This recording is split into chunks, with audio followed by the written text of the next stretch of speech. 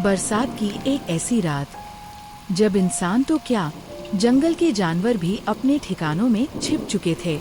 चारों तरफ सिर्फ बारिश की आवाज थी और उस आवाज के बीच एक आदमी अकेला अपने घर लौट रहा था। उसका नाम था गोपाल, एक मेहनती किसान जो पास के कस्बे में अपनी फसल बेचकर वापस गांव जा रहा था। रास्ता लंबा था, लेकिन गोपाल को इस जंगल की आदत थी। उसने यही रास्ता न जाने कितनी बार तय किया था, मगर उसे नहीं पता था कि आज जंगल उसे पहचान नहीं रहा था। हे भगवान, आज तो बहुत देर हो गई। लगता है बारिश भी पूरी रात चलने वाली है। बस किसी तरह घर पहुंच जाऊं।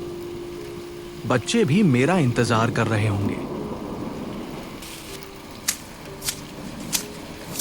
गोपाल के कदम जैसे ही रुके, वैसे ही उसके पीछे आने वाली आवाज भी थम गई। उसे लगा शायद कोई राहगीर होगा, लेकिन जब उसने पीछे मुड़कर देखा, वहाँ कोई नहीं था। सिर्फ बारिश, अंधेरा और जंगल। कौन है? अगर कोई है तो सामने आ जाओ। अब यह सिर्फ वहम नहीं था। गोपाल जितने कदम चलता, उसके पीछे भी उतने ही कदमों की आवाज आती, लेकिन जब भी वह पलटकर देखता, वहाँ कोई दिखाई नहीं देता। ये कैसा मजाक है? कौन मेरा पीछा कर रहा है?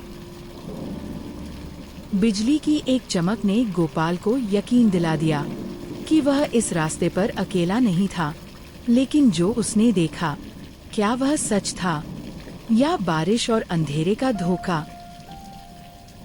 कौन था वो? गोपाल।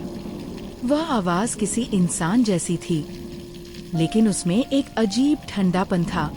सबसे हैरानी की बात यह थी कि जंगल के बीच उसका नाम लेने वाला कोई हो ही नहीं सकता था। कौन हो तुम? मेरा नाम कैसे जानते हो? अब गोपाल भाग रहा था और उसके साथ साथ कोई और भी भाग रहा था। फर्क सिर्फ इतना था कि गोपाल दिखाई दे रहा था और उसका पीछा करने वाला नहीं। हे भोलेनाथ, मेरी रक्षा करना।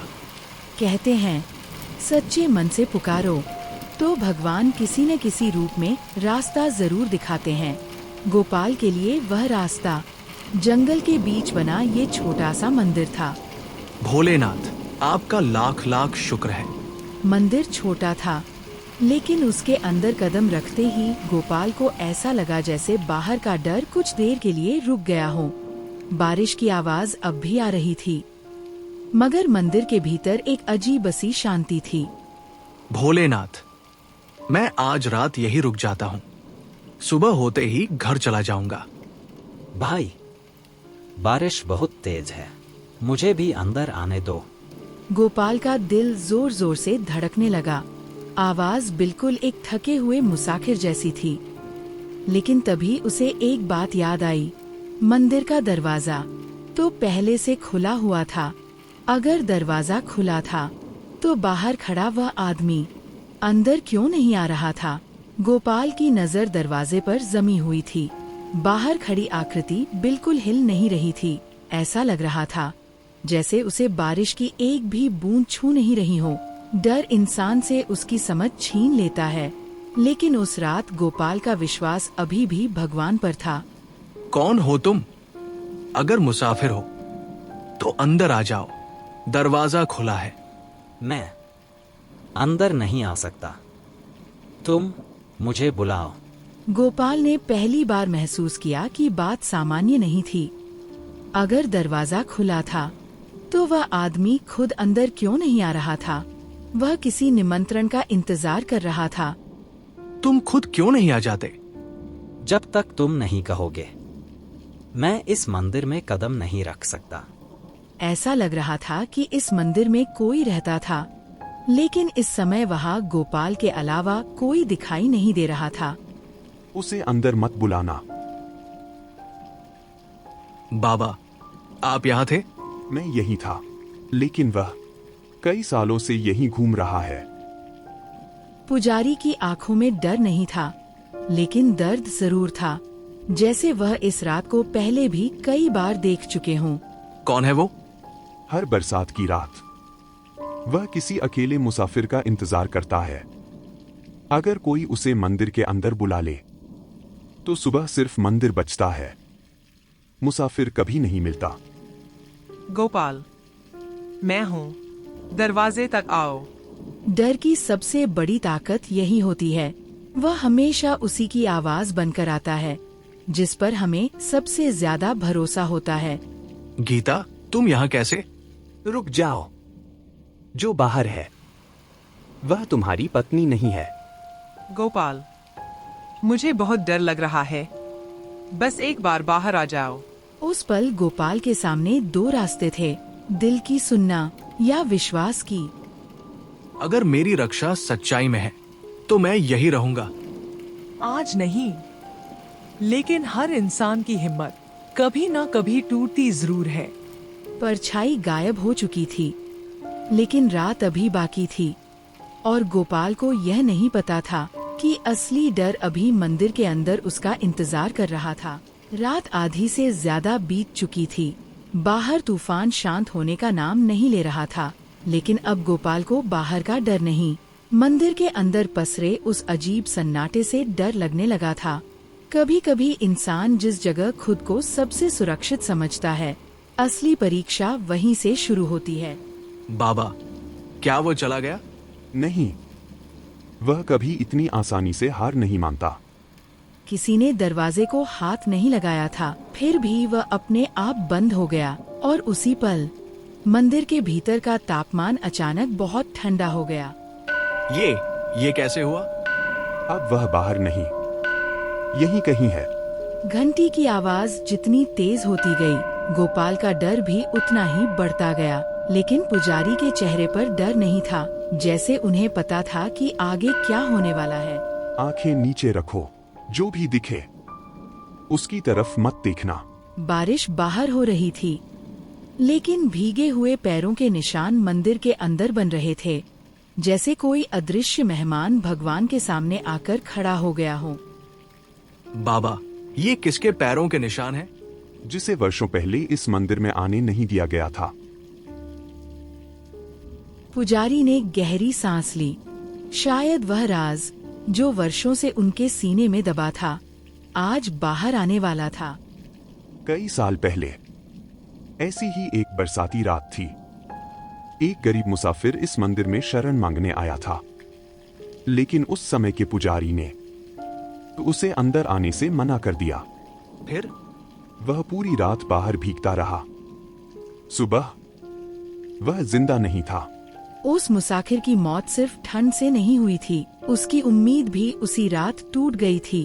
तब से हर बरसात की रात वह किसी मुसाफिर को अपने जैसा अकेला महसूस कराना चाहता है।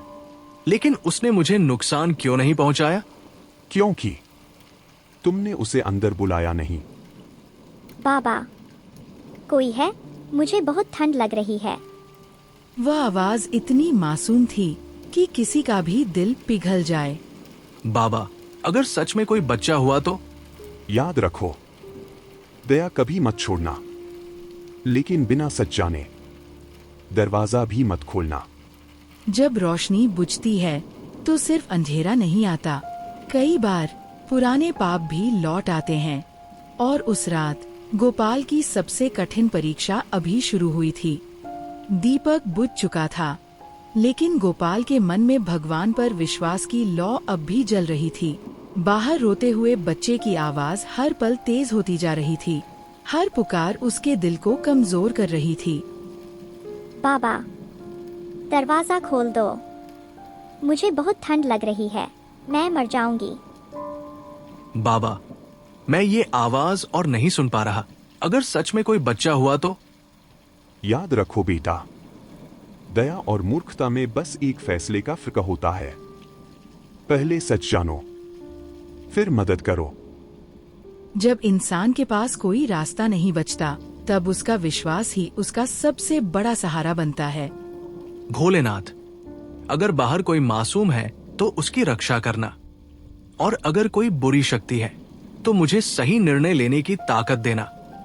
तुमने दरवाजा नहीं खोला, लेकिन तुम्हारा डर अब मेरा है।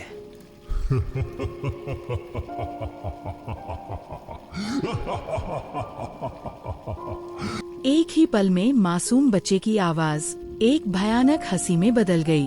अब गोपाल को समझ आ चुका था कि पुजारी सच कह रहे थे। गोपाल, महादेव का नाम लो। हर हर महादेव, हर हर महादेव। विश्वास के सामने डर की ताकत कमजोर पड़ने लगी। जैसे जैसे भगवान का नाम गूंजता गया, बाहर की परछाई पीछे हटने लगी। कुछ ही क्षणों बाद जंगल फिर वैसा ही शांत हो गया जैसा हर सुबह होता था। ऐसा लग रहा था जैसे रात अपने साथ वह रहस्य भी ले गई हो। बाबा, अब मैं चलता हूँ। गोपाल की आंखें हैरानी से फैल गईं। रात भर जिस पुजारी से वह बात करता रहा, वह वहां छा ही नहीं।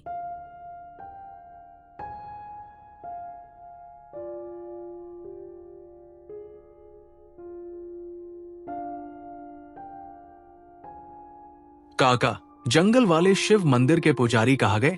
कौन पुजारी? उस मंदिर का आखिरी पुजारी तो 10 साल पहले इसी बरसात में चल बसा था। उसके बाद वहाँ कोई नहीं रहा। उस रात गोपाल ने सिर्फ एक डरावनी घटना नहीं देखी, उसने एक सीख भी सीखी।